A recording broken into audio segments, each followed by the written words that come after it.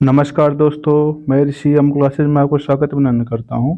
दोस्तों, हम लोग क्रॉनिकल के समसामयिकी जो है करंट अफेयर को कंप्लीट कर रहे हैं। यह फरवरी मंथ करके आई है, जिसमें दिसंबर की न्यूज करंट अफेयर आपको कंप्लीट है। ठीक है, तो अब तक हम लोगों ने क्या देखा? राष्ट्रीय देख लिया, आर्थिकी देख लिया, अंतर्राष्ट्रीय देख लिया और विज्ञान प्रौद्योगिकी देख लिया।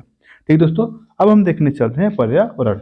अब देखते हैं पर्यावरण से संबंधित कौन कौन से करंट अफेयर आपके बने हैं इसमें, और आपके एग्जाम के लिए कौन कौन सी इंपॉर्टेंट है, इसको चर्चा करते हैं। ठीक दोस्तों, पहली न्यूज है क्या इसमें? बॉल्ड ईगल अमेरिका का राष्ट्रीय पक्षी। बॉल्ड ईगल क्या है? यह जो है ईगल यानी बाज की एक ही प्रजाति है। ठीक है, उसको क्या किया गया? जो राष्ट्रपति जी हैं, कौन, जो बाइडेन जो जी थे, इन्होंने क्या किया? इसे आधिकारिक तौर पर यूएसए का राष्ट्रीय पक्षी को नामित किया है। अगर पूछ लिया जाए हाल ही में किस देश ने बाल्ड पक्षी को राष्ट्रीय पक्षी घोषित किया, तो क्या होगा? यूएसए। ठीक है, क्यों किया है ऐसे ने? बाल्ड ईगल 2040 से अधिक, सॉरी 240 से अधिक वर्षों से संयुक्त राज्य अमेरिका का प्रतीक रहा है। ठीक है, उसके बाद 1782 में संयुक्त राज्य अमेरिका के प्रतीक चिन्ह के रूप में दिखाया गया है। ठीक है, यानी जब वहां के क्रांति वगैरह चल रही थी, तो वहां पे क्या चल रहा था? इस ईगल को ही दर्शाया जा रहा था। ठीक है, कानून संयुक्त राज्य संहिता में संशोधन करता है ताकि आधिकारिक तौर पर वर्ल्ड बाल्ड ईगल को राष्ट्रीय पक्षी के रूप में मान्यता दी जा सके। ठीक है, आपके लिए इतने इंपॉर्टेंट है, बस आगे चलते हैं, इसमें कुछ नहीं मिल जाए। संयुक्त राज्य अमेरिका प्रत्येक चिन्ह का प्रमुख विशेषता है, जिसमें से जैतून की शाखा, तो मतलब जो अमेरिका का प्रत्येक चिन्ह बना है उसमें क्या क्या है? जैतून शाखा है, तीर है, एक झंडे जैसी ढाल है, आदर्श वाक्य है क्या? ई पिलुविरस यूएम। थोड़ा सा ब्लर है, इसे थोड़ा मैनेज करिएगा। ठीक है, आगे चलते हैं। क्या है? आर्कटिक टुंड्रा कार्बन सिंक से कार्बन स्रोत, इसका क्या मतलब है? दरअसल होता क्या था, पहले हम क्या मानते थे, जो टुंड्रा वगैरह क्षेत्र होते हैं ये कार्बन सिंक का काम करते हैं, लेकिन अब हाल ही में एक अध्ययन हुआ कार्बन स्रोत। कार्बन स्रोत का मतलब ये है कि इन्वायरमेंट जो भी कार्बन हो रहे हैं, इनमें इनका भी एक योगदान है। क्या इसमें एक अध्ययन आया है, इसमें क्या कहा जा रहा है कि आर्कटिक जो टुंड्रा है अब कार्बन सिंक की जगह कार्बन स्रोत का काम करने लगा है। क्यों ऐसा हुआ है, देखते हैं। दरअसल पर्माफ्रॉस्ट का पिघलना। पर्माफ्रॉस्ट क्या है दोस्तों? पर्माफ्रॉस्ट वह होता है जो टुंड्रा क्षेत्र होता है, वहां पे मिट्टी और बर्फ का एक मतलब संयोजन होता है, वो मिट्टी बनती है, उसे पर्माफ्रॉस्ट कहा जाता है। होता क्या है, इसके अंदर क्या होता है? मीथेन जैसी गैसें दबी होती हैं। ठीक है, जिसके पिघलने से क्या हो रहा है, देखिएगा, तापमान बढ़ने से परमाफ्रॉस्ट पिघल रहा है, जो वायुमंडल, जिससे संग्रहित कार्बन डाइऑक्साइड और मीथेन वायुमंडल में निकलने से क्या हुआ? कार्बन डाइऑक्साइड और मीथेन क्या हो रहे हैं? वायुमंडल में निकल रहे हैं। ठीक है, इससे क्या हो? जंगलों का आग में वृद्धि। अगर भाई मीथेन अगर इन्वायरमेंट में आएगा, स्वाभाविक है क्या होगा? पिघलने से जो आर्कटिक जंगलों में आग की नाटकीय रूप से वृद्धि होगी, और पर्माफ्रॉस्ट पिघलने से ग्रीन हाउस गैस के उत्सर्जन में भी वृद्धि होगी। ठीक दोस्तों, आगे चलते हैं। Carbon sink. कार्बन सिंक से स्रोतों में बदलाव, इसका क्या मतलब है? कार्बन सिंक मतलब ये होता है जो कार्बन को अवशोषित करे। क्या है? जो हमारे समुद्र वगैरह है, वहाँ शैवालों की मात्रा इतना ज़्यादा है, तो क्या करते हैं? अपने फोटोसिंथेसिस प्रोसेस करते हैं। फोटोसिंथेसिस आप लोग जानते हैं इसमें, जिससे हम प्रकाश संश्लेषण कहते हैं, उसके माध्यम से क्या करते हैं? कार्बन डाइऑक्साइड को अवशोषित करते हैं। लेकिन हुआ क्या है, अगर ये कार्बन खुद उत्सर्जित करेंगे, मीथेन खुद उत्सर्जन करेंगे, तो क्या होगा? ये एक कार्बन छोड़ेंगे भी अधिक से अधिक। ठीक है, इसीलिए कहा जा रहा है तेजी से आर्कटिक वार्मिंग। आर्कटिक वैश्विक औसत तुलना में 4 गुना तेजी से गर्म हो रहा है। ठीक है, इसीलिए ऐसा हो रहा है। ठीक है, चलते हैं, थोड़ा ब्लर हो गया है। मैं दूसरा पेज लेता हूँ दोस्तों, थोड़ा धैर्य रखिएगा। इधर से ही है, इधर से इधर ही कुछ गड़बड़ है, तो मैं बोल दे रहा हूँ, या मैं इसका दूसरा पेज पीडीएफ पे अपलोड कर दूंगा। ठीक है, अब लोग इसे देख लीजिएगा। क्या इसमें अगले आगे की न्यूज? Bharat one report 2023। दोस्तों, इसके पहले 2021 की रिपोर्ट आई थी, अब इसमें नई रिपोर्ट आई। क्या है इसमें? कौन जारी करता है? केंद्रीय पर्यावरण वन और जलवायु मंत्री ने देहरादून में वन अनुसंधान संस्थान, कहाँ के वन अनुसंधान संस्थान कहाँ स्थित है? देहरादून में। इन्होंने क्या किया? वन स्थिति रिपोर्ट जारी किया। ठीक है, क्या हो इसमें देखते हैं। इसका एक हम अलग से वीडियो लाएंगे, जिसमें पूरा डिटेल से एनालिसिस किया जाएगा, बट अभी करंट अफेयर के लिए इतना आप देख लीजिए। ठीक है दोस्तों, आगे चलते हैं।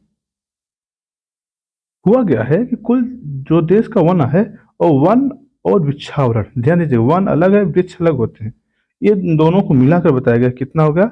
इसमें 8,87,357 किलोमीटर है, जो देश के कुल भौगोलिक क्षेत्र का 25.17% है। यानी अभी जो वन और वृक्षावरण हो गया है कितना है, 25.17% है। अच्छा, पिछले वाले में कितना था, पिछले वाले जब 2021 हुआ था उस वक्त कितना था, 24.62%। ठीक है, यानी इतना वृद्धि हुआ है। क्या हुआ इसमें, इसमें 7,15,337 वर्ग किलोमीटर यानी 21.76, कितना, 21.76 में लिखते चल रहा हूँ। ठीक है, क्या है ये, वनावरण है। वन अगर पूछा जाए, अब आपसे कभी कभी पूछा जा सकता है प्रश्न में कि भारत में वन कितने हैं, तो शायद आप इसको मार चले हैं, नहीं, वन और वृक्षावरण जब दोनों कहेगा तब आप इसको मारिएगा 25.17, वरना 21.76 करेंगे। ठीक है, और 1,12,014 वर्ग किलोमीटर क्या है, या 3.14, कितना, 3.14 किलोमीटर क्या है आपका, या पर सॉरी परसेंट क्या है आपका, वृक्षावरण है। ठीक है, अब इसमें कुछ फैक्ट दिया है कि 33% से अधिक वन कहाँ पाए गए हैं, कौन कौन से राज्य हैं। देखिएगा, 19 राज्य और केंद्र शासित प्रदेश हैं जहाँ 33% से उसके भौगोलिक क्षेत्रफल का मुनावरण है। इसका क्या होता है 33%, क्यों, क्योंकि इसमें आपको जो वन अधिनियम लिखा गया है इसमें यह कहा गया है कि जितने भी भौगोलिक क्षेत्रफल है, भौगोलिक क्षेत्र का 33% क्या होता है, वनावरण होना चाहिए। कितना, 33%। अगर वो पहाड़ी क्षेत्र है तो वहाँ पे 50% क्या होना चाहिए, वन होना चाहिए। ठीक है, इसीलिए कहा गया है। इसमें मिजोरम, लक्षद्वीप, अंडमान और निकोबार द्वीप समूह, अरुणाचल प्रदेश, नागालैंड, मेघालय, त्रिपुरा, ये सब क्या है, यहाँ 75% से अधिक वनावरण है। यानी इनका जो भौगोलिक क्षेत्रफल है उसके 75% क्या है, यहाँ वन है। ठीक है, आगे चलते हैं। का देश के वन और वृक्षावरण में एक 1445 किलोमीटर की वृद्धि हुई, कितना हुई है, वृक्ष और वन दोनों मिलाकर इतनी वृद्धि हुई है। ठीक है, जिसमें वन आवरण में 156 वर्ग किलोमीटर में वृद्धि हुई, जबकि वृक्षावरण में 1289 1289 किलोमीटर की क्या हुई है, वृद्धि हुई है। ठीक है, इसमें कितना, 156 किलोमीटर आप लिख सकते हैं। मैं बोल रहा हूँ आवाज जा रही होगी तो आप इसे आसानी से लिख सकते हैं।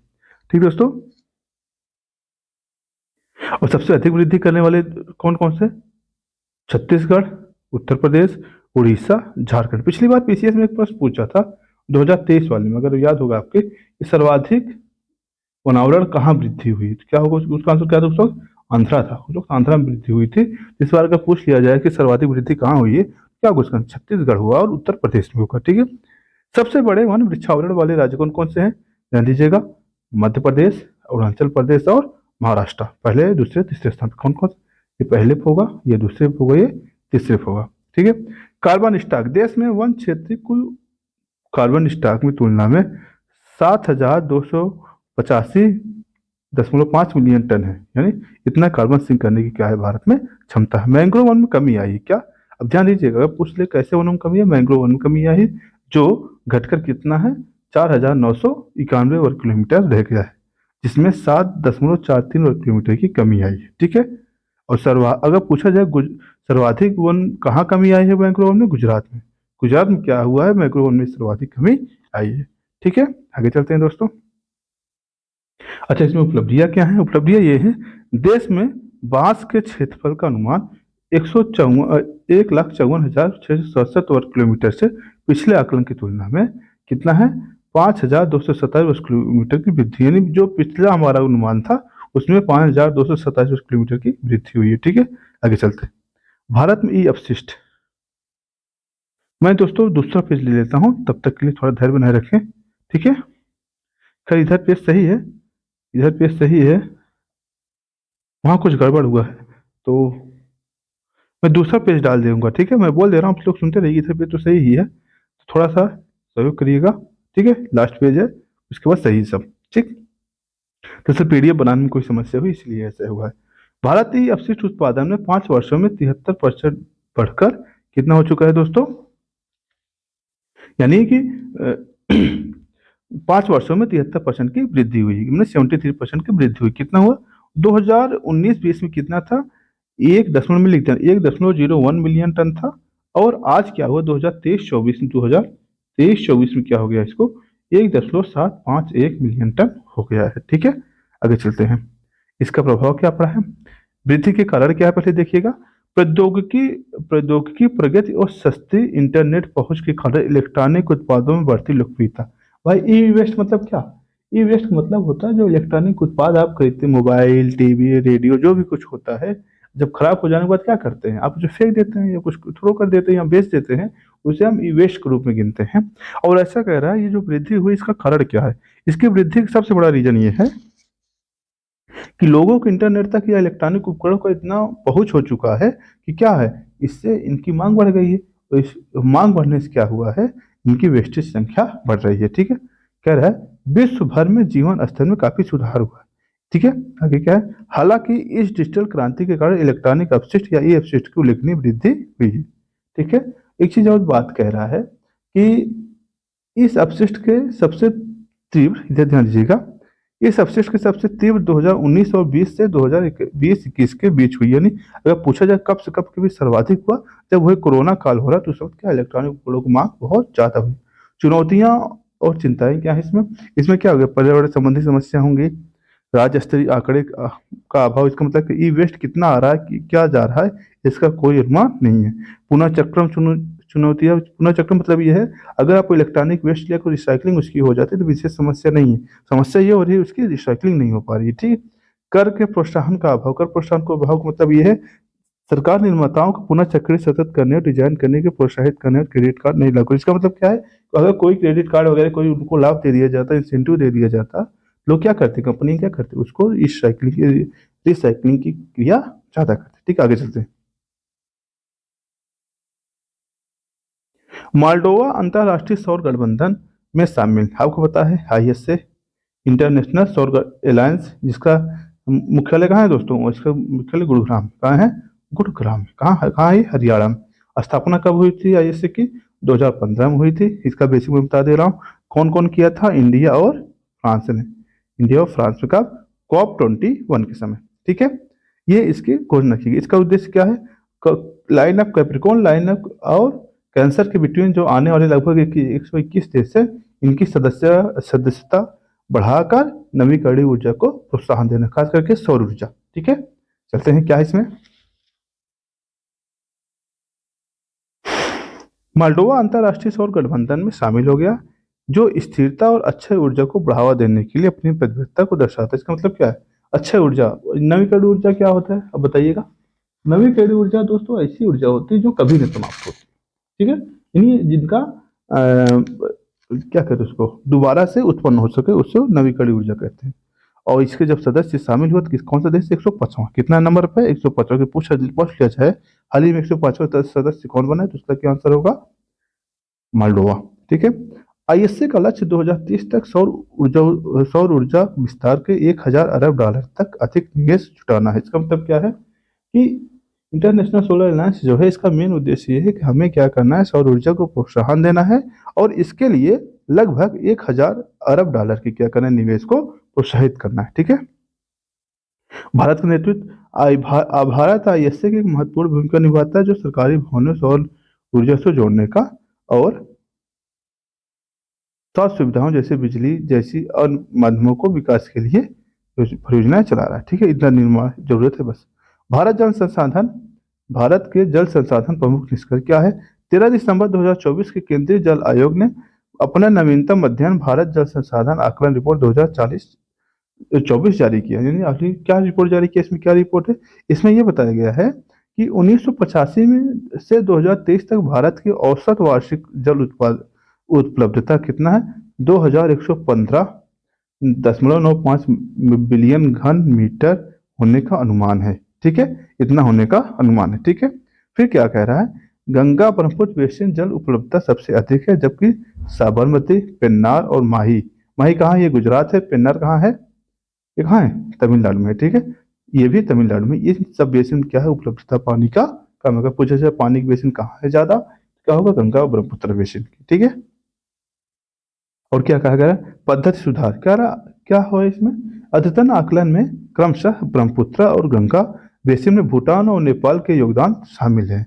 मतलब क्या है कि इसके परिणामों पिछले आकलन में तुलना में अधिक अनुमान है। इसका मतलब क्या है, इन सबके सहयोग से क्या हुआ, हमें पता चला है कि आखिर कितना पानी है, कितना है, मतलब कितनी उपलब्धता पर व्यक्ति है। ठीक है, कह रहे जल तनाव, जल तनाव क्या मतलब है, जल तनाव मतलब होता है दोस्तों, अगर प्रति व्यक्ति 1700 घन मीटर अगर पानी की उपलब्धता कम है, इसे क्या कहा जाता है, जल तनाव कहा जाता है। तो क्या है, अभी 1513 घन मीटर है। कितना है? 1513 घन मीटर है, इसलिए जल तनाव की स्थिति बनी हुई है। उपयोग करने के योग्य जल कह रहा है, जबकि जबकि कुल जल उपलब्धता महत्वपूर्ण केवल एक ही हिस्से में उपयोग के योग्य है। 2019 में 19,999.2 BCM से केवल 690 BCM भूतल जल उपयोग करने योग्य होने कह रहा है। जो उपयोग किया जाता है, उपयोग करने मतलब जो हमारे खाने पीने दैनिक जीवन के लिए आवश्यक है, इसकी मात्रा क्या है? धीरे धीरे कम हो रही है। ठीक है, आगे चलते हैं। क्या है? आर्कटिक महासागर 2030 तक बर्फ मुक्त होने का अनुमान। अभी हाल ही में एक अध्ययन किया गया दोस्तों। कौन है? गोटेनबर्ग विश्वविद्यालय ने किया और कोलोराडो बोल्डर विश्वविद्यालय ने किया। क्या कहा? इसमें बताया है कि इसका अनुमान है कि आर्कटिक में जो महासागर है 2030 तक पहला बर्फ मुक्त दिन होने की संभावना। यानी अगर पूछा जाए कब ऐसे बर्फ मुक्त होगा तो कौन सा होगा, कब तक होगा? 2030 तक होगा। क्या ये अच्छा है, बुरा है या बुरा है? ध्यान दीजिएगा, अच्छा ही बात नहीं। इससे क्या है? ये जलवायु परिवर्तन का संकेत दिखा रहा है। पिछले 40 वर्षों में आर्कटिक समुद्र बर्फ के प्रतिशत लगभग 12.2% की दर से कमी आई है। यानी लगातार 12.2% से कमी आ रही है।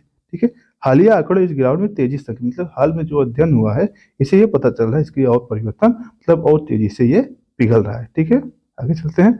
अधिकांश जलवायु मॉडल आर्कटिक महासागर 7 से 20 वर्षों के भीतर पहला बर्फ मुक्त भविष्यवाणी करते हैं। कुछ परिदृश्यों में 2027 तक जल्दी हो सकता है कह रहा है।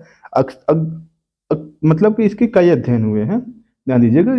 कई अध्ययनों में बताया 7 से 20 वर्षों में मतलब बर्फ मुक्त होता है आर्कटिक, लेकिन ये मान चले कि बहुत तेजी से हुआ 2027 में, वरना 2030 तक क्या होगा, जगह बर्फ मुक्त हो जाएगा। ठीक दोस्तों, आगे चलते हैं। अच्छा, नुकसान क्या है? बर्फ मुक्त आर्कटिक लंबे समय तक बर्फ मुक्त अवधि की ओर ले जाएगा, जिससे गर्मी बढ़ेगी और वैश्विक मौसम परिवर्तन में क्या होगा, पैटर्न में बदलाव आएगा। आर्कटिक जो पारिस्थितिकी तंत्र है उसे क्या, उससे खतरा होगा, कार्यवाही के लिए तत्काल आवश्यकता है। ठीक है, खैर आगे चलते हैं। आपदा प्रबंधन विधेयक 2024 क्या है इसमें? यहाँ पे सही है दोस्तों, यहाँ पर प्रेस सही है। देखते हैं आगे। आपदा प्रबंधन संशोधन विधेयक 2024 क्या कहा गया इसमें? हाल ही में क्या हुआ दोस्तों, लोकसभा में एक ये विधेयक पारित किया गया। विधेयक और बिल में आपको पता होगा, विधेयक मतलब ये होता है ऐसा कानून जो संसद में पारित होने के लिए रखा गया है। जब इस पर राष्ट्रपति का हस्ताक्षर हो जाता है, क्या हो जाता है, वो अधिनियम बन जाता है। कहा क्या गया है, जिसका उद्देश्य क्या है, भारत में आपदा प्रबंधन को प्रभावशीलता को बढ़ाना। क्यों लाया गया ये विधेयक? ताकि आपदा प्रबंधन को हम अच्छी तरीके से, मतलब सुचारू रूप से चला सकें। मतलब आपदा समय क्या करें, उसका कार्य को कर सके। इससे क्या होगा, उसका उद्देश्य क्या है, जिम्मेदारी का हस्तांतरण। इसका मतलब क्या है, विधेयक आपदा योजनाओं की जिम्मेदारी का मतलब राष्ट्रीय कार्यकारिणी समिति, राज्य कार्यकारिणी समिति और NDMA या SDMA को में हस्तांतरण। इसका मतलब क्या, आपने कभी पढ़ा होगा, इसको ध्यान दीजिएगा। एक थोड़ा सा एक ग्राफ बना दे रहा हूँ। इसमें ऐसे पिरामिड मॉडल होता है। जैसे केंद्रीय प्राधिकरण होता है यहाँ पर, यहाँ राज्य प्राधिकरण होता है, यहाँ पर क्या हो, डिस्ट्रिक्ट लेवल प्राधिकरण होता है। अब कह रहे हैं इसके लेवल पे और सब डिस्ट्रिक्ट लेवल का क्या बनाया जा रहा है, प्राधिकरण बनाए जाएंगे। वो क्या किया करेंगे इसको, ताकि आपदा को और अच्छे से क्रियान्वित किया जा, मतलब कि और अच्छे से सुचारू रूप से उसको नियंत्रित किया जा सके। ठीक है, कह रहा है विधेयक राज्यों, शहरों, राजधानियों के लिए शहरी आपदा प्रबंधन प्राधिकरण को स्थापित करने की अनुमति देता है। कहाँ कहाँ? जो शहर है वहां पर, राजधानियां हैं वहां पर, उनके लिए क्या है कि अलग से जो है प्रबंधन आपदा प्राधिकरण की अनुमति देता है। वित्त पोषण भी कह रहा है, सरकार ने आपदा प्रबंधन के लिए धन में उल्लेखनीय वृद्धि की है, जिसमें राज्य आपदा कोष के बजट में 2004 से 2014 के बीच 38,000 करोड़ रुपए से बढ़कर 2014 से 2024 में 1,24,000 करोड़ रुपए हो गए। यानी पहले जो लगभग 38,000 करोड़ रुपए दिया जाता था, अब वित्त में के लिए, मतलब आपदा के लिए इतना दिया जा रहा है। ठीक है, और इसके लिए एक आपदा डेटाबेस बनाया जाएगा और स्टाफिंग चिंताओं को संबोधित करना। मतलब क्या है, NDMA के भीतर स्टाफिंग, स्टाफिंग मतलब स्टाफ मतलब संख्या बल की कमी होना, संख्या बल की जो कमी है उसको दूर करना। ठीक है, ला नीना के विकसित होने के 50% अधिक संभावना। दोस्तों, ला नीना, ला नीना एक होता है El Nino, El Nino. El Nino. दो दो घटनाएं होती हैं। आप जानते हैं कि एक कॉन्टिनेंट है जिसका नाम है साउथ अमेरिका। साउथ अमेरिका ये दक्षिणी अमेरिका जो महाद्वीप है, उसके जो दोस्तों पूर्वी तट है। कौन सा तट है? पूर्वी तट है, सॉरी पश्चिमी तट है, ये पश्चिमी तट है। और ये मतलब प्रशांत महासागर का पूर्वी तट है। दोनों तट जहाँ मिलते हैं, यहाँ एक जलधारा बनती है हम्बोल्ट। क्या नाम है? हम्बोल्ट। हम्बोल्ट में जो अक्सर क्या है दोस्तों, ये ठंडी जलधारा है। कैसी है? ठंडी जलधारा है। साथ ही इसके जो विपरीत है इधर पैसिफिक ओशियन में, जहाँ इधर वाले क्षेत्र में, यहाँ क्या होता है, तुलना में गर्म जलधाराएं बनती हैं।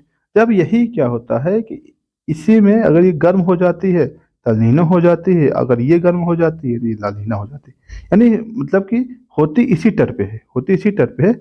इसकी तो एक आपने मतलब एक मैं बता रहा हूँ, एक चीज और सुनिएगा। इंडियन ओशियन डाइपोल, आईओडी, कई मतलब ऐसी चीजें होती हैं जो इसके लिए जिम्मेदार होती हैं। खैर करंट क्या है इसको देखते हैं। ठीक है, बस इतना समझिए कि ये एल नीनो वाली जो संरचना है ये यहीं पे पाई जाती है, एल नीनो ला नीना दोनों की। ठीक है, आगे चलते हैं। कह रहा है 11 दिसंबर 2024 की रिपोर्ट, जिसमें आगामी महीने में ला नीना विकसित होने के 50% समझ, अगले महीने में ला नीना विकसित हो जाएगा। ला नीना विकास क्या है? डब्ल्यू और डब्ल्यूएमओ ने, वर्ल्ड मेट्रोलॉजिकल ऑर्गेनाइजेशन ने दिसंबर 2024 और फरवरी 2025 के बीच ला नीना के बनने के 55% संभावना का अनुमान लगाया है। ला नीना मध्य पूर्व प्रशांत समुद्र की सतह पर तापमान के औसत में कमी को विशेषता है। वो कमी औसत से कम तापमान की विशेषता। इसका मतलब क्या है? मतलब क्या है कि अगर अगर ला नीना हुआ, ध्यान दीजिएगा, अगर ला नीना हुआ तो ला नीना से क्या होगा? इधर क्या होगा? तापमान कम हो जाएगा। अगर इधर का तापमान में ठंडा हो जाएगा, इधर तापमान कम हो जाएगा। किधर? इंडियन ओशियन साइड पे। अगर इंडियन ओशियन साइड तापमान अधिक हो गया तो क्या हो गया? इससे भारत में वर्षा होने की अधिक संभावना होती है। यहाँ पे इंडियन ओशियन के साइड में वर्षा होने की अधिक संभावना होती है, इसीलिए दिखाया बताया जा रहा है। ठीक है। अपेक्षित लालीना कमजोर और अल्पकालिक होने की उम्मीद है, इससे वैश्विक जलवायु में न्यूनतम प्रभाव पड़ेगा। ला नीना का संभावित शीतलम बावजूद ग्रीन हाउस गैस उत्सर्जन वृद्धि होने के कारण, अब कहीं न कहीं ये समझ लीजिए, कुछ भी हो, डाल दो जलवायु परिवर्तन कारण, कुछ भी हो सकता है, डाल दो जलवायु परिवर्तन। आजकल लोग कैसे बहाने ढूंढते हैं राम जाने। ठीक है, आगे चलते हैं। जलवायु परिवर्तन कार्रवाई की आवश्यकता, खैर ये सब हटाइए, आपके लिए नहीं इंपॉर्टेंट है। सुल्तानपुर राष्ट्रीय उद्यान में दुर्लभ मार्बल डाक रेखा, देखिए करंट अफेयर में लिखा बहुत कुछ जाता है, बहुत मतलब बारीकी बात है, लिखा बहुत कुछ जाता है, लेकिन आपके लिए क्या इंपॉर्टेंट है ये ध्यान देना है। आपको कहानी नहीं लिखनी है, आपको वो टॉपिक करंट अफेयर्स के मैगजीन से निकालना है जो आपके एग्जाम के लिए इंपॉर्टेंट है। यहाँ मैं वही पढ़ाऊंगा, ये मैं इमला पढ़ने नहीं बैठा हूँ, बहुत सारी बात जो लिखा है पढ़ते। मेरा काम ये है इस कठिन को सरल बनाना है, प्लस आपके एग्जाम में जो इम्पोर्टेंट क्वेश्चन कहाँ से बन सकते हैं, क्या संभावना हो सकती है, उसको बताना है। ठीक है, आगे चलते हैं। सुल्तानपुर राष्ट्रीय उद्यान में दुर्लभ मार्बल डाक देखा गया। क्या है ये? सुल्तानपुर कहाँ है? हरियाणा में है। ये राष्ट्रीय उद्यान क्या है? दुर्लभ, दुर्लभ मतलब जो बहुत कम दिखाई है, बहुत कठिनता से प्राप्त हो, मार्बल डक देखा गया। क्या है ये? पहली बार। क्या है ये? यूरोप की एक दुर्लभ प्रजाति है जो अपने विशिष्ट ग्रे वाइट पंखे और बड़े सिर के लिए जाना जाता है। यानी क्या है ये एक पक्षी है। क्या है? पक्षी है जो यूरोप में अधिकतर पाया जाता है, या मतलब कि दुर्लभ प्रजाति यूरोप का, मतलब बहुत कम देखा जाता है। वो यहाँ भी देखा गया। कहाँ पे? सुल्तानपुर में। मार्बल डक एक प्रजनन के लिए उथले मीठे पानी के क्षेत्र में पसंद करते हैं, जहाँ पूर्वी भूमध्य सागरीय या पश्चिमी भूमध्य सागरीय ईरान में पाए जाते हैं। ठीक है। दिल्ली एनसीआर दुर्लभ देश। दिल्ली एनसीआर में मार्बल डक के पिछले अवलोकन कम हुए, मतलब पहले जो इतना आते थे, यहाँ भी इनकी संख्या क्या हो गई है?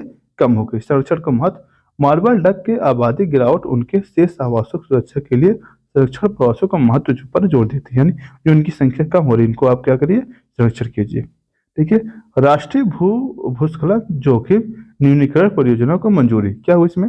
हाल ही में केंद्रीय गृह मंत्री वाली अध्यक्षता समिति ने क्या किया? भारत के विभिन्न राज्यों के लिए आपदा न्यूनीकरण क्षमता निर्माण परियोजना को मंजूरी दी है। ठीक है। क्या हुआ इससे? क्या इसमें आपदा, राष्ट्रीय आपदा न्यूनीकरण कोष आपने पढ़ा होगा, 15 राज्यों में भूस्खलन जोखिम को कम करने के लिए धन को मुहैया कराएगा। ठीक है, अगर पूछा जाए कि भैया भाई साहब आप भूस्खलन जोखिम जो हो रहा है इसके लिए क्या करेंगे, क्या किया गया है कि इस कोष के माध्यम से उनको क्या किया, धन उपलब्ध कराया जाएगा। इससे क्या हो जाएगा, ताकि वो आपदा को कम कर सके, अपने यहाँ ये कोई समस्या हो रहा हो उसका समाधान कर सके। ठीक है, आगे चलते हैं। राष्ट्रीय आपदा प्रतिक्रिया कोष क्या करे कि धन का उपयोग सभी राज्यों और केंद्र शासित प्रदेशों में नागरिक सुरक्षा, स्वयंसेवकों को प्रशिक्षित और सुशिक्षित करने के लिए किया जाएगा। ठीक है, भूस्खलन भेद्यता, भारत की टेक्टोनिक स्थिति कारण, टेक्टोनिक स्थिति मतलब समझ रहे हैं? क्या मतलब इसका, आपने पढ़ा होगा जो उत्तर का भारत में हिमालय है, हिमालय पूर्व क्या है, ये भारतीय जो प्लेट है टक्कर मार रही ना, इससे हिमालय प्लेट को उत्पन्न हुआ, यहाँ 33 सागर था। ये यूरेशिया प्लेट और भारत प्लेट जो टक्कर की स्थिति है, इसी वजह से ये जोन भूकंपीय जोन में आ जाता है, इसीलिए कह रहा है। ठीक है, अति संवेदनशील है, लगभग 12.5% हिस्सा जो है भारत का क्या है, अति संवेदनशील है। कहाँ कहाँ है, हिमालय क्षेत्र, पश्चिमी घाट, पूर्वी घाट विशेष रूप से भूस्खलन से संवेदनशील है। ठीक है, हालिया घटनाएं क्या हुई, भारत में 2024 9 महीने में 93% कितना, 93% क्या है, 93% क्या है, चरम मौसमी घटनाओं का अनुभव किया है, जिसके परिणाम स्वरूप 3238 मौतें हुई। ठीक है, आगे चलते हैं। आगे दोस्तों कुछ रिपोर्ट्स है इसमें, इस रिपोर्ट की चर्चा करते हैं, देखते क्या रिपोर्ट में।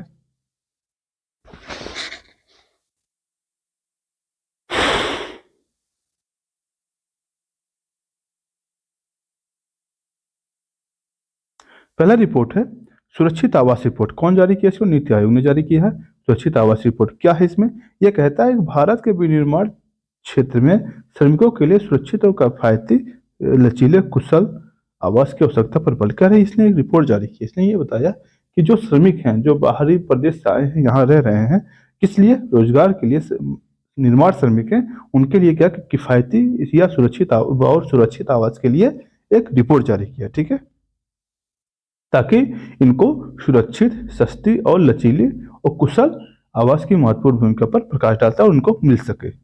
इससे एक महत्व क्या है इसका, क्या क्या फायदा, इसका फायदा ये होगा कि जो अच्छी तरह डिजाइन की गई आवासीय सुविधाएं श्रमिकों को जीवन की गुणवत्ता में सुधार लाएंगे, यात्रा के समय को कम करते हैं और समग्र उत्पादन में वृद्धि करते हैं। ठीक है, यानी कि दूर गए, बहुत दूर गए, आए, आने जाने में समय लग गया, जो उसको हम क्या करें, प्रोडक्टिविटी में उपयोग कर सकते हैं। ठीक है, वैश्विक निवेश को आकर्षित करना, इसका मतलब क्या है, जो बहुराष्ट्रीय निगम है और बहु वैश्विक निवेशक निवेश निर्णय लेते हैं, इसमें श्रमिक कल्याण और परिचालन प्रदर्शन का मूल्यांकन करते हैं। इसका मतलब कि जो हमारे यहाँ इन्वेस्टमेंट आता है बहुराष्ट्रीय को नहीं, वहाँ ये भी देखा जाता है आखिर श्रमिकों के रहने का व्यवस्था के कैसा है, अगर बहुत अच्छा नहीं है तो विदेशी श्रमिक नहीं आते हैं। ठीक है, उच्च गुणवत्ता वाले आवास राष्ट्रीय मानकों के प्रति भारत की प्रतिबद्धता को दर्शाते हैं। ठीक है, आगे चलते हैं। वैश्विक श्रम मानकों के अनुरूप, मतलब ये क्या है, पर्याप्त एवं सुरक्षित श्रमिक आवास प्राथमिकता देने वाले अंतर्राष्ट्रीय श्रम मानकों के पालन और वैश्विक बाजार में भारत की प्रतिष्ठा एवं प्रतिस्पर्धा को बढ़ाता है। ठीक है, आगे चलते हैं। सभी के लिए लाभकारी परिदृश्य का निर्माण सरकारी पहल, इसका क्या मतलब है, हाल ही में क्या किया गया, केंद्रीय बजट 2024 में औद्योगिक श्रमिकों के लिए छात्रावास शैली किराए के आवास की आवश्यकता पर, मतलब ध्यान दीजिएगा, ये निर्माणकारी पहल क्यों है, क्यों, जैसे छात्रावास रहते हैं जहाँ छात्र जाके रहते हैं, वहाँ पे खाना पीना सब कुछ व्यवस्था रहता है, उसी शैली के आधार पर इसका निर्माण किया जाएगा। ठीक है, क्या है, भारत का लक्ष्य क्या है, 2037 तक क्या, सकल घरेलू उत्पाद में विनिर्माण का 17% से बढ़कर 27%, कितना, 27% तक, सॉरी 25% तक योगदान को बढ़ाना है। ठीक है, इसका हासिल करने के लिए इसे करना ही पड़ेगा। ठीक, आगे चलते हैं। इसलिए सरकार ने कुछ पहल भी किया है। एक पहल सेफ में क्या है, सेफ आवास क्या है, ढांचा सुरक्षित, किफायती और लचीला एवं कुशल आवास को इंगित करता है। इसका उद्देश्य भारत के विनिर्माण क्षेत्र के श्रमिकों को आवास में सुधार करना है और उत्पादकता और प्रतिधारण को बढ़ावा देना है। ठीक है, इसलिए क्या है, सेफ आवास की शुरुआत किया गया। फिर क्या है, व्यवहारांतर अंतरण वित्त पोषण का क्या मतलब है, बीजीएफ एक वित्तीय सहायक तंत्र है, यह परियोजना लागत का 30 से 40% कवर करता है। ठीक है, आगे चलते इसका उद्देश्य क्या है? श्रमिकों के लिए आवास परियोजना का व्यवहारात्मक को बढ़ावा देने का मतलब है श्रमिकों के लिए हमें आवास बढ़ाना है इससे। ठीक है, आगे चलते हैं। इसमें क्या है? यात्रा पर्यटन सूचकांक। क्या ये यात्रा पर्यटन सूचकांक 2024 कौन जारी करता है दोस्तों? इसे विश्व आर्थिक मंच जारी करता है। क्या है इसमें? इसमें ये बताया गया है 119 देशों में जो भारत की सूची है कितना है? 39वें स्थान पे। कितना? 39। भारत कितने स्थान पे? 39 स्थान पे। कुल कितने देश हैं? 119 देश हैं। और पिछले वर्ष कितना था? 54वें स्थान पे था। ठीक है, क्या है? 10 अर्थव्यवस्थाओं में कितना हो रहा है? संयुक्त राष्ट्र अमेरिका प्रथम पे है, स्पेन दूसरे पे, Japan, France, Australia, Germany, United kingdom और चीन ये और स्विट्जरलैंड ये सब शामिल है। ठीक है, पर्यटन के लिए सरकार ने पहल क्या किया कि ये जो पर्यटन बढ़ा है इसका कैसे बढ़ गया? उसका रीजन ये है सरकार ने कई विभिन्न परियोजनाओं के माध्यम से बढ़ा, जैसे स्वदेश दर्शन हुआ। जो थी स्वदेश दर्शन क्या है? तो जो भारतीय संस्कृतियां है धरोहर है उसका क्या करना है? दर्शन कराना है। प्रसाद प्रसाद योजना का मतलब क्या है? प्रसाद योजना में ये था कि जितने हेरिटेज स्थल हैं उनको, या हृदय प्रसाद और हृदय दो योजनाएं ध्यान देना है। इनके तहत जो इतने हेरिटेज हैं उनमें पर्यटन को बढ़ावा देना है प्लस उनके पुनरुद्धार भी करना है। ठीक है, अगला क्या है? मेडिकल वैल्यू ट्रेवल पहल। इसका क्या मतलब है? स्वास्थ्य एवं परिवार कल्याण मंत्रालय ने एंटेड वेल्थेयर इंडिया पोर्टल के ये पेश किया, जिसका आधिकारिक प्लेटफॉर्म में चिकित्सक को चाहने वाले को अंतर्राष्ट्रीय रोगियों को सेवा प्रदान किया जा सके। इसका मतलब क्या है? मान लीजिए जैसे भारत के लोग विदेश जाते हैं और मेडिकल सेवा लेते हैं, वैसे ही बाहर विदेशी लोग यहाँ आते हैं। क्यों? क्योंकि यहाँ की जो मेडिकल सर्विसेज होती हैं अन्य देशों की तुलना में यहाँ पर सस्ती है। ठीक है, आगे चलते हैं। आगे क्या है दोस्तों?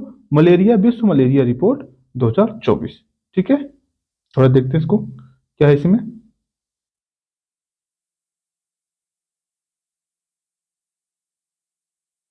विश्व मलेरिया रिपोर्ट 2024। ठीक है दोस्तों, एक सेकंड रुकिएगा। विश्व मलेरिया रिपोर्ट में देखते हैं दोस्तों क्या है इसमें। ठीक है, विश्व मलेरिया मतलब विश्व स्वास्थ्य संगठन WHO क्या कहते हैं? नवीनतम विश्व मलेरिया रिपोर्ट के अनुसार भारत ने मलेरिया से निपटने में उल्लेखनीय प्रगति की। इसका मतलब क्या है कि भारत ने मलेरिया के उन्मूलन में बड़ा अच्छा कदम उठाया। क्या किया इसने? इसमें क्या हुआ? क्या है 2017 से 2023 की कमी में, कहाँ से? 2017 से 2023 के बीच में क्या है? कमी देखी गई है। और कहा यह उपलब्धि 2024 उच्च बोझ या उच्च प्रभाव समूह से बाहर निकलने में स्थिति में ला दी। क्या है ये? उच्च बोझ से उच्च प्रभाव समूह। इसका क्या मतलब है? यह दोस्तों ये डब्ल्यू एच ओ का समूह है जिसमें वो घोषित करता है कौन से देश में कितना क्रियान्वयन के इधर आई नीचे दिखाते हैं आपको। यह एक ऐसा समूह है ना, इसमें मैं बता दे रहा हूँ आपको, यह एक ऐसा समूह है जहाँ जो हाईली मलेरिया से प्रभावित कंट्री हैं उनको उसी श्रेणी में रखा जाता है, और जो उससे बाहर हो जाता है उनको क्या कर दीजिए? उससे बाहर कर दिया जाता है। ठीक है, आगे चलते हैं। कह रहा है भारत में मलेरिया के जो है, मलेरिया के 2017 में कितने थे? 6.4% थे। कितने थे? 6.4% से घटकर दो सॉरी सॉरी माफ करिएगा। भारत में मलेरिया के मामले जो हैं 2017 में 6.4 मिलियन है। 6.4 मिलियन से कम होकर कितना हो गया? 2 मिलियन हो गए हैं। ठीक है, यह मामले 69% की कमी हुई। मतलब क्या है? 2000 कितनी कमी होगी? अगर परसेंटेज देखा जाए 69% कमी हुई है। अगर संख्या में देखा जाए तो करीब 6.4 मिलियन से 2.4 मिलियन, लगभग 4.4 मिलियन की कमी हुई है। ठीक है, इस अवधि के दौरान भारत मलेरिया के कारण होने वाले मौतें 11,100 से घटकर 3,500 हो गई। मलेरिया से जो मृत्यु होती थी पहले दर जो थी कितनी थी? 11,100 होती थी, अब कितना हो गया? 3,500, यानी 68% की में भी कमी आई है। तिमोर लिस्ते ने मलेरिया के शून्य के स्थानीय मामले को सूचना दी। यानी तिमोर लिस्ते एक ऐसा कंट्री पड़ी। तिमोर लिस्ते कैसा कंट्री है? ये आसियान का कंट्री है। कहाँ है ये? इंडोनेशिया के नीचे है। ठीक है, इंडोनेशिया के या बगल में कह सकते हैं। क्या ये? इसने कहा कि हमारे यहाँ मलेरिया के बिल्कुल मामले नहीं है। ठीक है, यह उपलब्धि लक्षित हस्तक्षेप के माध्यम से मलेरिया खत्म करने देशों की क्षमता पर जोर देती है। ठीक है, कह रहा है आगे चलते हैं। भारत आधिकारिक तौर पर उच्च प्रभाव वाले समूह से बाहर निकल गया, यानी ऐसे निकल गया। इसका मतलब क्या, जिसमें मलेरिया की संख्या ज्यादा थी, उसमें उच्च भार की संख्या रखा जाता था, उनको उससे बाहर कर दिया गया है। इसका उद्देश्य क्या होता है, जो उच्च बोझ उच्च प्रभाव का सबसे अधिक बोझ वाले देश जिसमें मलेरिया को कम करना है, यानी कहा जाता है जिनके यहाँ मलेरिया की संख्या ज्यादा है उसको कम करने के लिए क्या कहा जाता है, उच्च बोझ कहा जाता है। ठीक है, और भारत को इस समूह से बाहर निकाल दिया गया। अच्छा, मलेरिया होता क्यों है? प्लाज्मोडियम के द्वारा है, जो एक मच्छर है, और जिसको एक प्लाज्मो मच्छर के एक चीज ध्यान दीजिए, मच्छर है मादा मादा एनाफिलीज मादा एनाफिलीज मादा एनाफिलीज, जो ये लिखा है मादा एनाफिलीज जो होती है, जब काटती है तो एक परजीवी होता है, ध्यान दीजिएगा।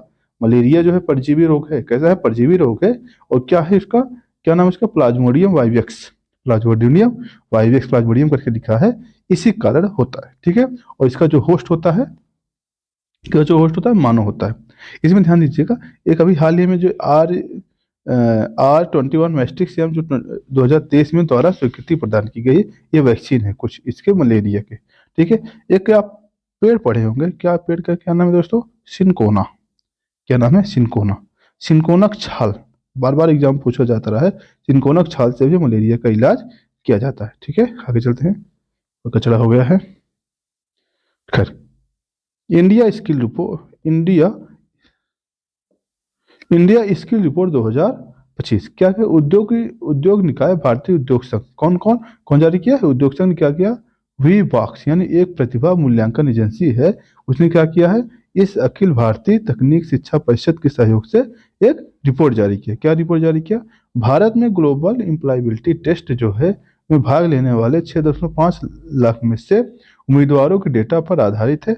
साथ ही 15 विविध उद्योगों के 1,000 से अधिक निगमों पर जानकारी आधारित है। दूसरी रिपोर्ट किस पे आधारित है, जो लोग ग्लोबल एम्प्लॉयबिलिटी टेस्ट देते हैं उस पर कुछ उम्मीदवार डाटा लगा गया है, जो 15 विविध उद्योगों में 1,000 से अधिक निगमों को इसमें का अध्ययन किया गया। क्या कहा जा रहा है इसमें,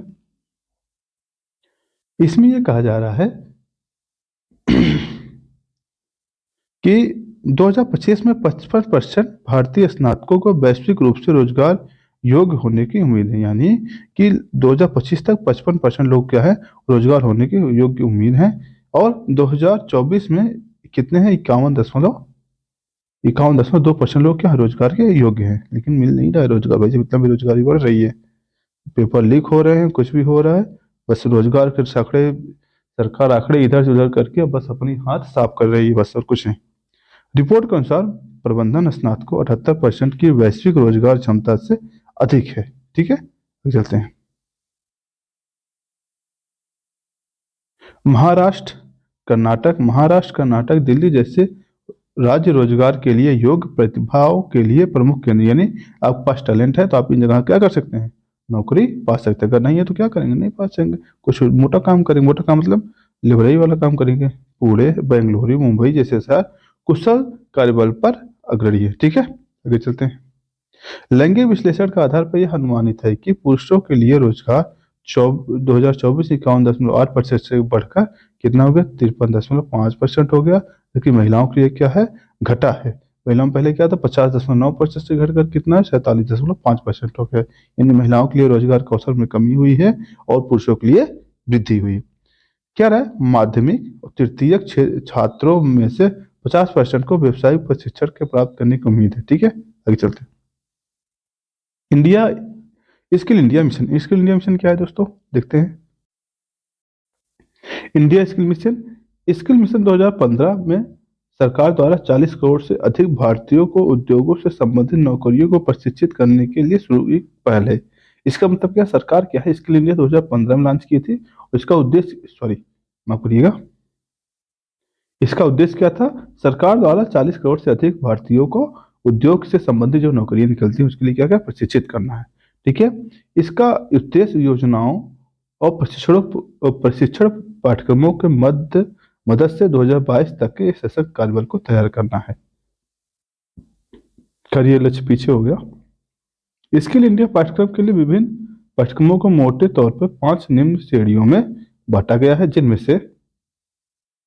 शामिल कौन सा, प्रबंधन एवं विकास, वित्तीय विवरण विश्लेषण, आधुनिक कार्यालय अभ्यास, प्रबंधन के लिए विपणन आदि चीज शामिल है। ठीक है, ये सब देख लीजिएगा, आपके लिए नहीं पॉइंट है ज्यादा। अंतर्राष्ट्रीय ऋण रिपोर्ट, अंतर्राष्ट्रीय ऋण रिपोर्ट क्या है? इसमें ये बताया जा रहा है भारत ने कितना वैश्विक ऋण लिया है। कौन जारी करता है इसको? विश्व बैंक द्वारा जारी किया गया क्या है? अंतर्राष्ट्रीय ऋण रिपोर्ट जारी किया गया। क्या बताया गया इससे? इस रिपोर्ट के अनुसार विकासशील देशों ने विदेशी ऋण की डेप्ट सर्विसिंग के लिए रिकॉर्ड 1.4 ट्रिलियन डॉलर व्यय किया। डेप्ट सर्विसिंग क्या होता है दोस्तों?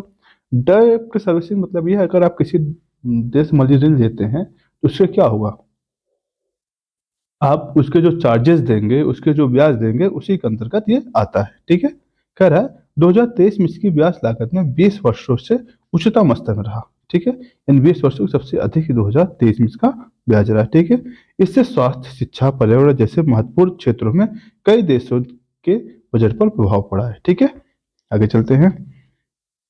डेप्ट सर्विसिंग ऋण या ऋण के दायित्व को मूलधन और ब्याज भुगतान करने की प्रक्रिया है। ठीक है, यानी कि मैंने कहा ब्याज और उसके मूलधन जो प्रक्रिया लगता है उसे क्या कहते हैं? डेप्ट सर्विसिंग कहा जाता है। जब आज समाचारों में लेकिन पूछ लीजिए हाल ही समाचारों में डेप्ट सर्विसिंग क्या है, तो शायद आप कंफ्यूज हो जाएं। ठीक है, ध्यान दीजिएगा।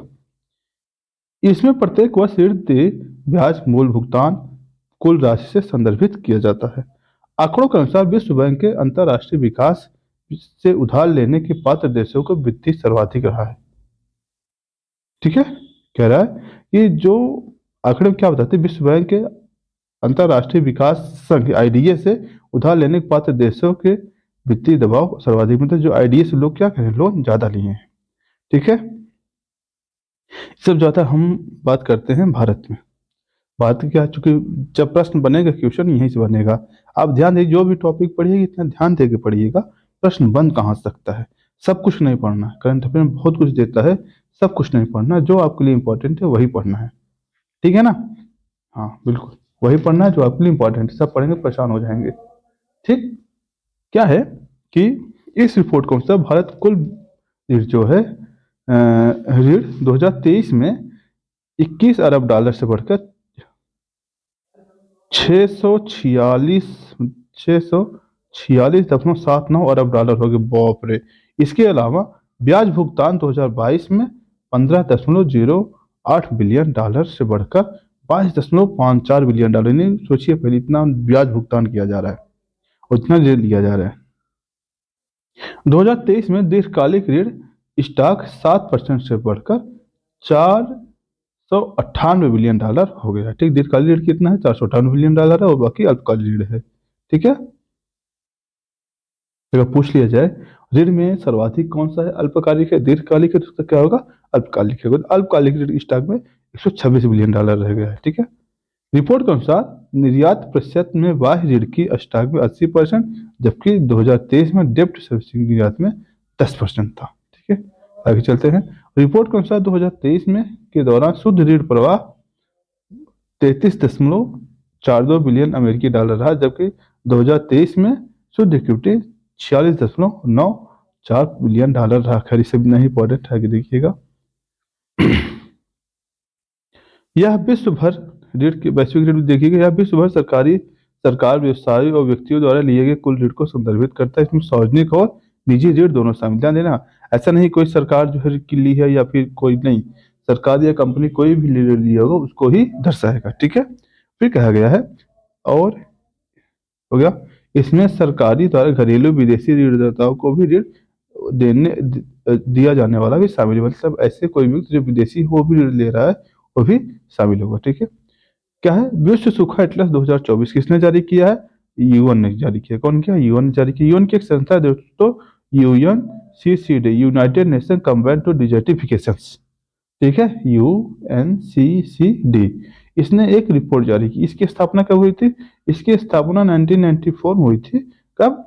प्रथम सम्मेलन जो हुआ था पृथ्वी वाला कब हुआ था? रियो डी जेनेरियो में हुआ था 1992 में। रियो डी जेनेरियो में इसी समय इसकी स्थापना हुई थी। उसमें आपको पता होगा 5 सम्मेलन हुए, 5 संधियां हुई थी, जिसमें एक संधि डिजर्टिफिकेशन पर भी था। ठीक है, कर देखते हैं क्या है।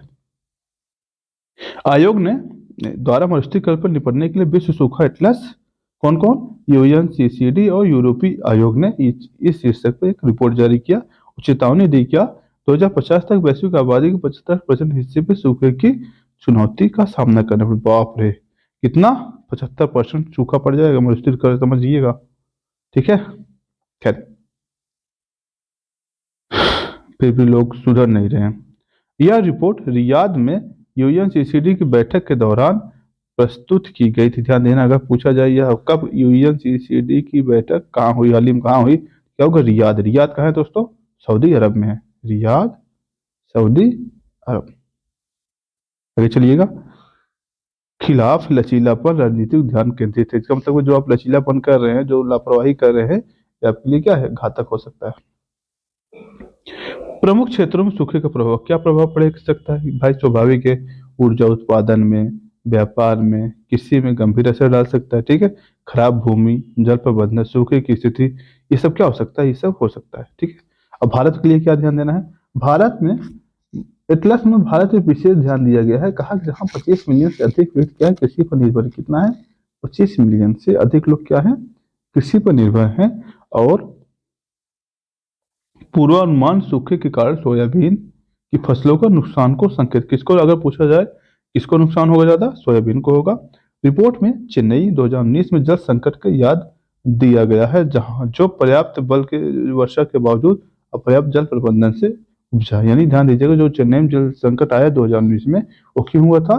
क्योंकि वहां पर जो जल प्रबंधन था क्या था? अकुशल था या अपर्याप्त था। ठीक है, 2020 से 2023 तक के जल के कुल प्रबंधन से जुड़ी समस्याओं का सामना करना पड़ रहा है। आगे चलते हैं। ये ना यूएनसीसीडी की जिया के बारे में क्या है? ये 1994 में इसकी स्थापित किया गया। पर्यावरण और विकास का स्थायी भूमि प्रबंधन को जोड़ने वाला एकमात्र कानूनी बाध्यकारी अंतर्राष्ट्रीय समझौता है। अगर पूछा जाए यूएनसीसीडी क्या है, क्या होगा इसका आंसर? पर्यावरण, विकास और को अस्थायी भूमि प्रबंधन से जोड़ने वाला एकमात्र क्या है? कानूनी बाध्यकारी अंतर्राष्ट्रीय समझौता है। यह विशेष रूप से सूक्ष्म भूमियों यथा सूक्ष्म या आर्द्र सूक्ष्म या सूक्ष्म उपाद्र को सर्वाधिक पारितंत्र को बनाया जाता है। इसमें कितने सदस्य हैं? 197 सदस्य। ठीक है, इसमें क्या है? सदस्य देश सूक्ष्म भूमि में लोगों के लिए निर्वहन स्थिति में सुधार करने, भूमि और मृदा को उर्वरता को बनाए रखने और उसके पुनर्भरण करने तथा सूखे के प्रभाव को कम करने के लिए मिलकर कार्य करते हैं। ठीक है, यूएनसीसीडी भूमि, जलवायु, जैव विविधता, परस्पर जुड़ी हुई चुनौतियों का समाधान करने के लिए अन्य 2 अभिसमस्यक साथ कार्य करता है। कौन कौन सा? जैव विविधता कन्वेंशन सीवीडी और जलवायु परिवर्तन संयुक्त राष्ट्र फ्रेमवर्क यूएनएफसीसी। आप दोनों से परिचित होंगे, क्योंकि जब सम्मेलन हुआ था ना 1992 में, पृथ्वी वाला, पृथ्वी प्रथम में, तो उसमें ये दोनों भी शामिल थे, ये भी शामिल था, उसमें सतत विकास भी शामिल था। ठीक दोस्तों, आगे हमें योजना कार्यक्रम, हमें ये देखना योजना संबंधित क्या क्या है। क्या है योजना के लिए? इसमें यह है स्वतंत्रता सैनिक सम्मान पेंशन योजना। क्या है इसमें? देखते हैं। इसमें ध्यान देना है कि भारत के स्वतंत्रता आंदोलन में योगदान देने वाले स्वतंत्रता सेनानियों की पेंशन 15/8/2016 को संशोधित की गई थी। यानी लास्ट बार जो पेंशन संशोधित की गई थी, कब की गई थी? 2016 में की गई थी। इसके अलावा अखिल भारतीय उपभोक्ता मूल्य सूचकांक के आधारित मौजूदा महंगाई राहत प्रणाली को पहले स्वतंत्रता सेनानियों को पेंशन पर वार्षिक आधार पर लागू। इसका मतलब क्या है, मैं समझाता हूँ। इसका मतलब ये है, पहले क्या होता है, जैसे उपभोक्ता मूल्य सूचकांक में महंगाई भत्ता या श्रमिकों का महंगाई भत्ता जोड़ा जाता है, उसी आधार पे क्या होता था, जो ये पेंशन भोगी होते थे स्वतंत्रता सेनानी वाले, इनको भी ऐसे दिया गया। अब नया क्या किया गया है? इसमें ये कहा गया है केंद्र सरकार ने कर्मचारियों पर लागू होने वाले महंगाई भत्ते को सिस्टम को वर्ष में 2 बार लागू किया। इसका मतलब क्या है? इसका मतलब ये जो स्वतंत्रता सेनानी सैनिक हैं, उनके भी पेंशन वैसे ही वृद्धि होगी जैसे ही किसी सरकारी कर्मचारी का। ठीक है, बस इतना ध्यान दीजिएगा बस। इसके अतिरिक्त स्वतंत्रता सेनानियों को निम्नलिखित लाभ दिए जाते हैं। क्या दिया जाता है? स्वतंत्रता सेनानी जीवन साथी को दुरंतों में द्वितीय और तृतीय श्रेणी एसी राजधानी एसी और राजधानी शताब्दी सहित ट्रेन में प्रथम श्रेणी की या द्वितीय श्रेणी की एसी के साथ साथ एक साथ उस श्रेणी के मुफ्त आजीवन रेलवे पास दिया जाता है। ठीक है, ध्यान दीजिएगा। बाप रे, कितना बढ़िया योगदान मिलता है इनको, कितना बढ़िया लाभ मिलता है इनको। स्वतंत्रता सेनानियों और पात्र आश्रितों को सीजीएचसी के तहत मुफ्त चिकित्सा सुविधाएं पीएसयू द्वारा संचालित अस्पतालों में मुफ्त इलाज प्रदान किया जाता है। इनको मतलब क्या क्या लाभ मिलता है उसको देख रहे हैं। स्वतंत्रता सेनानियों और पात्र आश्रितों को एक साथी के साथ राजभवन और नई दिल्ली भोजन के साथ मुफ्त ट्रांजिट प्रवास सुविधा उपलब्ध है। अच्छा, कलेक्टर एसडीएम को स्वतंत्रता सेनानियों की कुशल क्षेम के बारे में नियमित रूप से पूछताछ करने और उनकी पेंशन से संबंधित मुद्दे को हल करने को निर्देशित किया गया। ठीक है, स्वतंत्रता सेनानियों और उनके परिवारों को एक दिक्कत रहित अनुभव सुनिश्चित कराने हेतु पेंशन योजना के लिए आवेदन वितरण प्रक्रिया सुव्यवस्थित करने के लिए निम्नलिखित कदम उठाए गए हैं। ठीक है, क्या उठाए गए हैं?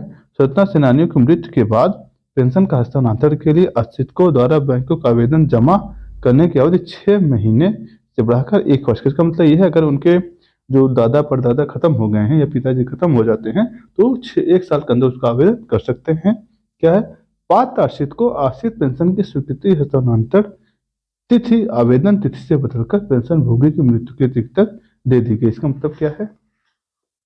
ये कब तक पेंशन पाएंगे, इसका ये बात की गई है। कब तक? कह रहा पात्र आश्रित को आश्रित पेंशन की स्वीकृति हस्तांतरण तिथि आवेदन तिथि के पेंशन भोगी की मृत्यु तक मतलब कि ये इस अवधि तक पेंशन पाएंगे। ठीक है, पेंशन भोगी वर्ष में 2 बार के बजाय 1 बार बैंकों में जीवन प्रमाण पत्र जमा करना होगा। पहले क्या होता था? 2 बार करना पड़ता था।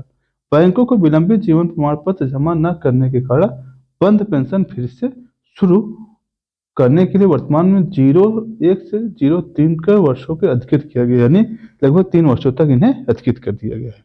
क्या दिया गया? आप इससे पेंशन प्राप्त कर सकते हैं। क्या है इसमें? अगला क्या है?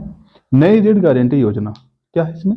इसमें सरकार ने हाल ही में क्या किया दोस्तों? जो छोटे किसान होते हैं उनको सहायता देने के लिए नई ऋण गारंटी योजना या सीजीएस को शुरू किया। क्या इसमें? केंद्रीय खाद्य एवं प्रहलाद उपभोक्ता मंत्री कौन है? प्रहलाद जोशी जी हैं। इनके तहत फसल कटाई के बाद छोटे सीमांत किसानों के ऋण को आसान पहुंच करने के लिए 1000 करोड़ रुपए आवंटित किया है। मतलब क्या है? जैसे होता है क्या दोस्तों, किसान क्या काम किया? फसल अपना काटने के बाद अब उसकी इच्छा है पैसा की, भाई नई फसल उत्पादन के लिए बीज लाना है, कुछ भी करना है। होता क्या है कि थोड़ा इसका कहानी बताते हैं तो समझिए। तो मान लीजिए आपने गेहूं पैदा किया 100 कुंटल। ठीक, 100 कुंटल जब आपने पैदा किया, आप बाजार में गए, अभी गेहूं की कीमत क्या है? मान लीजिए 20 रुपए है। स्वाभाविक है, जब गेहूं पैदा हो तो उसकी कीमत कम होती है। आपने सोचा अरे यार ये तो सस्ता है, पता चला एमएसपी कितना है? एमएसपी भी 24 में है। तो सरकार ये कहती है आप एक क्या करिए, ई रसीद ले लीजिए मुझसे, ई वेयर हाउस रसीद। आप पास का 100 कुंटल है तो आपको मैं एक रसीद दे देता हूँ कि आप पास 100 कुंटल गेहूं है। आप क्या करिए, अब इस रसीद को लेकर चले जाइए बैंक में। कहाँ चले जाइए? बैंक में। बैंक कह दीजिए महोदय जी मेरे पास देखिए इतना गेहूं है, आप मुझे पैसा दे दीजिए इतने गेहूं के, या मुझे जितना चाहिए, मैं जब अपना गेहूं जब बेचूंगा आपको ये पैसा ला के वापस कर दूंगा। इसी आधार पर जो पैसा दिया जाएगा इसी की संकल्पना पर आधारित है। इसी को हम इलेक्ट्रॉनिक वेयर हाउसिंग रसीद कहते हैं। ठीक है, आगे चलते हैं। यह प्रणाली किसानों को अपनी फसल उम्मीद करते समझ में आया होगा, बेचने से पहले बेहतर बाजार मूल्य प्रतीक्षा करने में सक्षम होते हैं। इसमें क्या है? मान लीजिए तब होगा पता चलिए, अब ये किसान क्या काम किया, जैसे जैसे नवंबर दिसंबर आया, जनवरी, इस वक्त गेहूं 30 रुपए किलो हो गया, अब 30 रुपए किलो में बेच लेगा। फायदा होगा नहीं? जहां इसको 20 रुपए में बेच रहा था यहाँ 30 बेचे, 10 रुपए किलो फायदा हुआ नहीं? कितना किसान को फायदा हुआ? ठीक है, इसीलिए इस संकल्पना को लेकर आया गया है। ठीक है, इलेक्ट्रॉनिक वेयर हाउसिंग रसीद पंजीकृत वेयर हाउस द्वारा जारी किया जाता है। ये रसीदें बैंकों के लिए गारंटी के रूप में काम करती हैं, इसमें किसान को पैसा उधार दे सकते हैं। ठीक है, तो जैसे हमने ऊपर देखा है, इसका प्रभाव क्या पड़ेगा? इसका उद्देश्य किसी किसी ऋण तक को बढ़ावा देना है। मतलब अभी क्या हुआ, आसानी किसी ऋण मिल जाएगा। और अधिकांश ऋण व्यापारियों और बड़े किसानों को दिए जाते हैं जो छोटे किसान नुकसान में रहते हैं। इसका मतलब क्या है?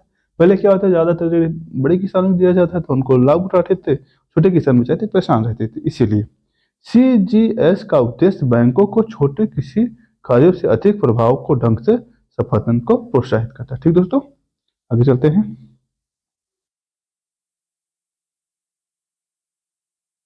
ऋणों को प्रति गारंटी क्या है? किसी परियोजना की 75 लाख रुपए तक की ऋण को गैर किसी परियोजना के लिए 2 करोड़ रुपए तक के ऋण में शामिल। इसका मतलब क्या है? एक सेकंड रुकिएगा, लाइट थोड़ा तेज कर दे। ठीक, सरकार 3 लाख रुपए सरकार 3 लाख रुपए तक के ऋण के लिए वित्तीय संस्थानों को ऋण राशि 85% प्रतिरूप करेगी। यानी जो वित्तीय संस्थान देंगे 3 लाख रुपए तक का, उसे सरकार 85% तक के प्रतिरूप में उपलब्ध कराएगी। और 3 से 75 लाख रुपए तक के ऋण के लिए प्रतिरूप राशि छोटे और सीमांत किसान, महिलाओं, अनुसूचित जातियों, जनजातियों के लिए, विकलांग किसानों के लिए 80% राशि दी जाएगी। खैर, जलवाहक योजना क्या है दोस्तों? सरकार क्या काम करे, इसका उद्देश्य क्या है? जो जलीय मार्ग है, क्या है? जो जलीय मार्ग है उसको प्रोत्साहन करने के लिए इस योजना को लेकर आई है। क्या है? अंतर्देशीय अंतर्देशीय जल मार्गों के माल परिवहन को बढ़ावा देने के लिए जलवाहक योजना का आरंभ किया गया है। ठीक दोस्तों, क्या है इसमें देखते हैं। इसका उद्देश्य क्या है? गंगा, ब्रह्मपुत्र और बराक जैसी प्रमुख नदियों के साथ टिकाऊ किफायती परिवहन को प्रोत्साहित करना है। ठीक है, आगे चलते हैं। इसका तथ्य क्या है? यह योजना 3 साल तक चलेगी। इसका इसका प्रबंधन भारतीय अंतर्देशीय जलमार्ग प्राधिकरण और अंतर्देशीय तटीय शिपिंग लिमिटेड द्वारा संयुक्त रूप से किया जाएगा। ठीक है, राष्ट्रीय जलमार्ग 1 कहाँ से है? यहाँ आपके हल्दिया वाला है। ठीक है, और दूसरा ब्रह्मपुत्र है, और तीसरा बराक नदी, 16वां बराक नदी पे। इसको क्या है? टिकाऊ और प्रभावी लागत को बढ़ावा देने की दिशा में एक कदम है। यानी क्या करें, इन सब जलमार्गों को क्या करना है? हमें जलीय परिवहन को बढ़ावा देना है। ठीक है, और हल्दिया से NH water 1, NH water 2, NW water 1, NW water 2 cargo के निश्चित सुनिश्चित सेवा शुरुआत प्रतीक है। ठीक है, कहाँ कहाँ है NH1 NW1? कलकत्ता, पटना, वाराणसी, पटना, ठीक है, कोलकाता। ठीक है, NW2 कहाँ से कहाँ? कोलकाता, गुवाहाटी, पांडु के बीच, और फिर इंडो बंगला के बीच। ठीक, ये सब बात हुई है। अंतर्देशीय लॉजिस्टिक महत्व क्या है? इसमें क्या, भारत लॉजिस्टिक लागत में 14%, घरेलू उत्पाद 14%, औसत का 8 से 10% की काफी अधिक है। तो इसकी क्या है? लॉजिस्टिक में कमी होगी। ठीक है, मतलब जो लागत लगती है वस्तु को ले आने या ले जाने में, उसमें क्या हो जाएगी दोस्तों? कमी हो जाएगी। ठीक है, पर्यावरण अनुकूल परिवहन, इसमें क्या है दोस्तों? ईंधन की खपत, उत्सर्जन की कमी, भारत के सतत विकास लक्ष्यों को क्या करेगी? इससे क्या होगा? क्योंकि हम मतलब फ्यूल का उपयोग कम करेंगे तो स्वाभाविक है हमारा पैसा बचेगा। जल मार्ग विकास परियोजना, कुछ ये चीजें हैं, इसको पढ़ लीजिएगा बहुत ज्यादा। फ्रेट विलेज क्या है? फ्रेट विलेज के इसमें ये होता है, फ्रेट विलेज मतलब मल्टी मॉडल परिवहन को बढ़ावा देने के लिए प्रमुख जलमार्गों के निकट रसद केंद्रों को स्थापना। इसका मतलब अभी हाल ही में कहाँ किया गया था? पटना में, बिहार में किया जा रहा है। इसमें मतलब बिहार में किया जा रहा है। इसमें यह होता है कि जहाँ जलमार्ग जा रहे हैं, जलमार्ग ऐसे स्थान पर जहाँ पर वस्तु को उतारा जाता है और फिर वहां से लादा जाता है, उसे फ्रेट विलेज कहा जाता है। ठीक है, MP ऊर्जा बीर योजना क्या है? आंध्र प्रदेश सरकार ने MP ऊर्जा बीर योजना आरंभ की। किसने की? आंध्र प्रदेश ने की। क्या उद्देश्य है इसका? ऊर्जा दक्षता और स्थिरता को बढ़ावा देना। क्या उद्देश्य है इसका? ऊर्जा दक्षता और स्थिरता का बढ़ाना देना। एनर्जी इफिशियंसी सर्विसेज लिमिटेड के साथ सहयोग और ध्यान राज्य भर में निजी इलेक्ट्रॉनिकों को प्रशिक्षित करना, और इसका लक्ष्य ऊर्जा कुशल को, बस इतना समझिए, बस बहुत कंफ्यूज मत होइए। इसका मतलब क्या? ऊर्जा दक्षता को बढ़ावा देना और स्थिरता देना। ठीक है, बस इतना काम है। किसका है? आंध्र प्रदेश का। उद्देश्य क्या है इसका? देखिएगा, ऊर्जा का संरक्षण करना के बारे में ऊर्जा संरक्षण के बारे में जागरूकता बढ़ाना तथा उन्नत ऊर्जा बचत प्रौद्योगिकी को बढ़ावा देना। हमें ऐसे टेक्नोलॉजी का प्रयोग करना है ताकि ऊर्जा की खपत हमारे यहाँ कम हो। जैसे पहले हम क्या करते थे? 100 वाट का बल्ब लगाते थे, अब क्या करते हैं? 5 वाट की LED लगाते हैं। ऐसे ही प्रकार के इस पहल दैनिक जीवन में क्या है?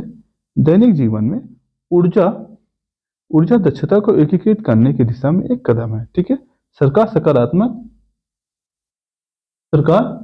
सकारात्मक आर्थिक प्रभाव की उम्मीद है। ठीक है, एक सेकंड।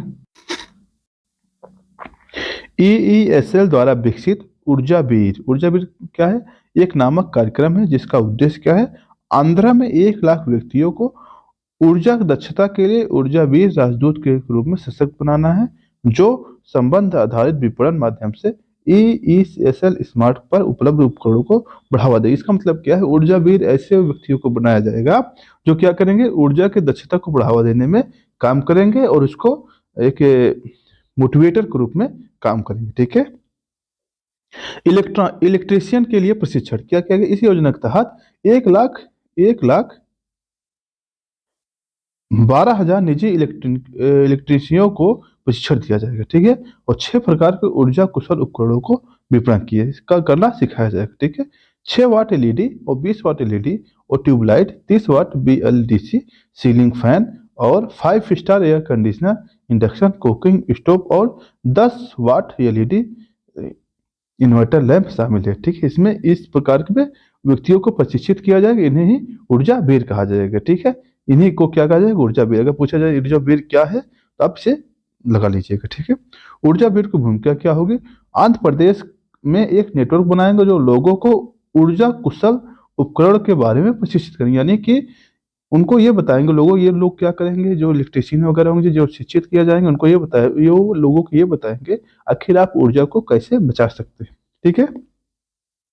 ऊर्जा बचत प्रौद्योगिकी अपनाने से प्रोत्साहित करने में उनकी भूमिका होगी, ठीक दोस्तों। आगे चलते हैं।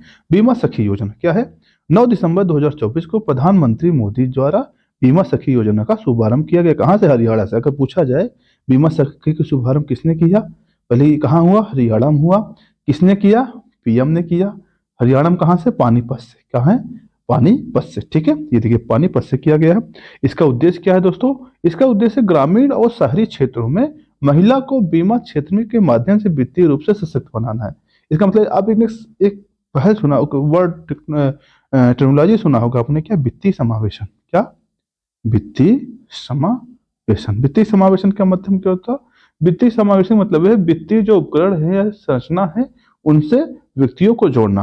तो उसी कॉन्सेप्ट पर यह आधारित, यहाँ वित्तीय समावेशन के माध्यम से क्या है, व्यक्तियों को शिक्षित करना, मतलब कि महिलाओं को इसमें वित्तीय प्राणियों में जोड़ना। और क्या है, इसके माध्यम से रोजगार के नए अवसर को प्रदान करना, ठीक है। प्रारंभिक तौर पर 100 करोड़ रुपए का बजट आवंटित किया गया है। क्या है इसमें, बीसी सखी एलआईसी का एक नया कार्यक्रम। अगर पूछा जाए किसका कार्यक्रम है, एलआईसी का है। एलआईसी का है जो 18 से 70 वर्ष के आयु की महिलाओं को लक्षित करता है। किसमें, अगर महिलाओं को पूछा जाए कहाँ से कितने वर्ष से कितने वर्ष तक रहेंगे, 18 से 70 तक रहेंगे। पात्र महिलाओं को 10वीं कक्षा उत्तीर्ण होना चाहिए, यानी जो बीसी सखी में जुड़ेगा उसको कितना होना चाहिए, 10वीं कक्षा का, यानी कुछ तो नॉलेज होना चाहिए ना। और यह योजना वित्तीय साक्षरता बीमा जागरूकता पर केंद्रित है। क्या काम करेगी, वित्तीय साक्षरता कराएंगे और बीमा को भी जागरूकता फैलाएंगे, यानी बीमा के क्या फायदे हैं क्या नुकसान है इसके बारे में ये चर्चा करेंगे, ठीक है। आगे क्या है, प्रतिभागियों को विशेष प्रशिक्षण दिया जाएगा। उन्हें पहले 3 वर्षों के लिए वजीफा मिलेगा जिसका उद्देश्य कार्यबल में महिलाओं की भागीदारी को प्रोत्साहित करना, ठीक है। प्रशिक्षण और रोजगार के अवसर होंगे। इसका मतलब क्या है, प्रशिक्षण महिलाओं को आवश्यक कौशल से लैस करेगा और स्नातक एलआईसी एजेंट बन सकेंगे और बीमा उत्पादक सेवाओं के बारे में जानकारी ला सकेंगे, ठीक दोस्तों। चलते हैं, खैर आज के लिए बस इतना ही दोस्तों, मिलेंगे आपसे नेक्स्ट वीडियो में। आप हमारे चैनल को लाइक करें, सब्सक्राइब करें। हमारा चैनल जो है अमोघ क्लासेज,